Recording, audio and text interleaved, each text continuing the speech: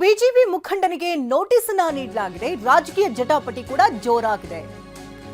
ದ್ವೇಷ ಭಾಷಣ ಕಾಯ್ದೆ ಜಾರಿಗೂ ಮುನ್ನವೇ ಬಿಜೆಪಿ ಮುಖಂಡನಿಗೆ ನೋಟಿಸ್ ಅನ್ನು ಜಾರಿ ಮಾಡಿದ್ದಾರೆ.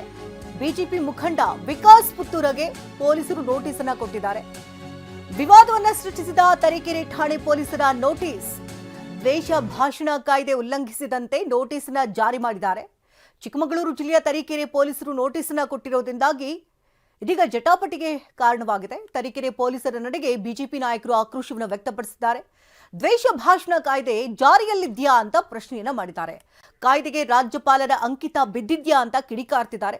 ಸಾಮಾಜಿಕ ಜಾಲತಾಣದಲ್ಲಿ ಬಿಜೆಪಿ ನಾಯಕರು ಪ್ರಶ್ನೆಯನ್ನ ಮಾಡುತ್ತಿದ್ದಾರೆ. ಇನ್ನು ತರೀಕೆರೆ ಪೊಲೀಸರ ನಡೆಗೆ ಆಕ್ಷೇಪ ವ್ಯಕ್ತಪಡಿಸಲಾಗ್ತಾ ಇದ್ರು. ಬಿಜೆಪಿ ರಾಜ್ಯಾಧ್ಯಕ್ಷ ವಿಜೇಂದ್ರ ಹಾಗೆ ಸುರೇಶ್ ಕುಮಾರ್, ಮಾಜಿ ಶಾಸಕ ಎಂಪಿ ರೇಣುಕಾಚಾರ್ಯರಿಂದ ಆಕ್ಷೇಪವನ್ನ ವ್ಯಕ್ತಪಡಿಸಲಾಗ್ತಾ ಇದೆ. ದ್ವೇಷ ಭಾಷಣ ಕಾಯ್ದೆ ಜಾರಿಯಲ್ಲಿದ್ಯಾ ಅಂತ ಸಾಮಾಜಿಕ ಜಾಲತಾಣದಲ್ಲಿ ಅವರು ಪ್ರಶ್ನೆಯನ್ನ ಮಾಡ್ತಾ ಇದ್ದಾರೆ.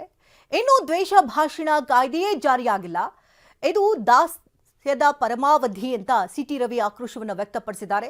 ಸಿದ್ದು ಮತ್ತು ಡಿಕೆ ಪರಂಗೂ ಕೂಡ ನೋಟಿಸ್ ಕೊಟ್ರ, ಮುಲ್ಲಾ ಮೌಲವಿಗಳಿಗೂ ನೀವು ನೋಟಿಸ್ ಕೊಟ್ರ ಅಂತ ಆಕ್ರೋಶವನ್ನು ವ್ಯಕ್ತಪಡಿಸಿದ್ದಾರೆ. ಆದರೆ ಆರ್ಎಸ್ಎಸ್ ಕಾರ್ಯಕ್ರಮಕ್ಕೆ ನೋಟಿಸ್ ಕೊಡ್ತೀರಾ? ಆರ್ಎಸ್ಎಸ್ ಒಂದು ದೇಶಭಕ್ತಿ ಸಂಘಟನೆ ಅಂತ ಸಿಟಿ ರವಿ ತಮ್ಮ ಪೋಸ್ಟ್ನಲ್ಲಿ ಕಿಡಿಕಾರಿದ್ದಾರೆ. ಇನ್ನು ಇದೇ ಸಂದರ್ಭದಲ್ಲಿ ಸಿಟಿ ರವಿ ಮಾತನಾಡಿದ್ದಾರೆ. ಏನ್ ಹೇಳಿದ್ದಾರೆ?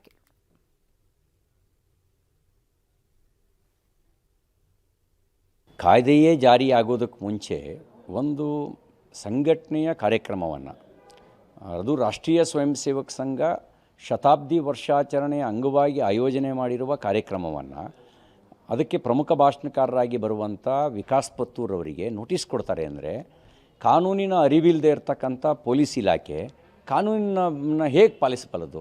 ಮತ್ತು ಅವರಿಗೆ ಅದು ದಾಷ್ಟ್ಯದ ಪರಮಾವಧಿ ಹೌದು. ಇದೇ ನೋಟಿಸ್ನ ನೀವು ಸಿದ್ದರಾಮಯ್ಯನವ್ರಿಗೆ ಕೊಡ್ತೀರಾ?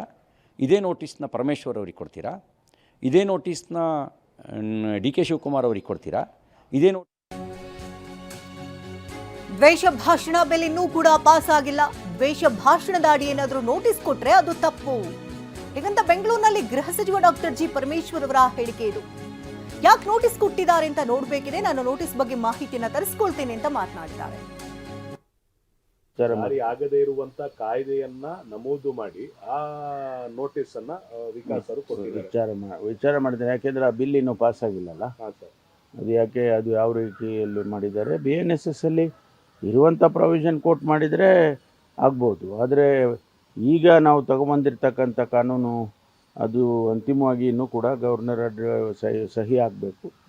ಅದಾದಮೇಲೆ ಕಾನೂನು ಜಾರಿಗೆ ಬರುತ್ತೆ. ಅದಕ್ಕೆ ಮುಂಚೆನೇ ಅವ್ರು ಬರೆದಿದ್ರೆ ಅದು ತಪ್ಪು. ಅದನ್ನು ವಿಚಾರ ಮಾಡ್ತೀನಿ ನಾನು.